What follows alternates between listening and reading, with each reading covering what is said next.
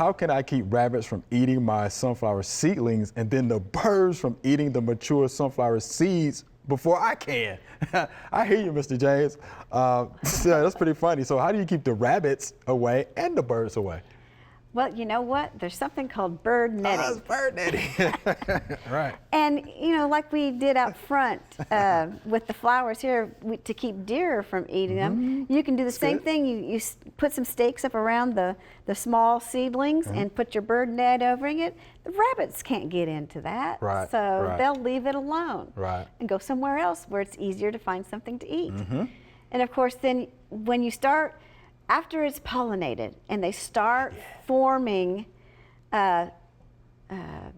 seeds on the sunflowers, you're going to have to put bird netting around it again. But remember, you've got to keep it away because the birds can land on it and they can still get in there, but you've got to keep it loose and away from the seed heads.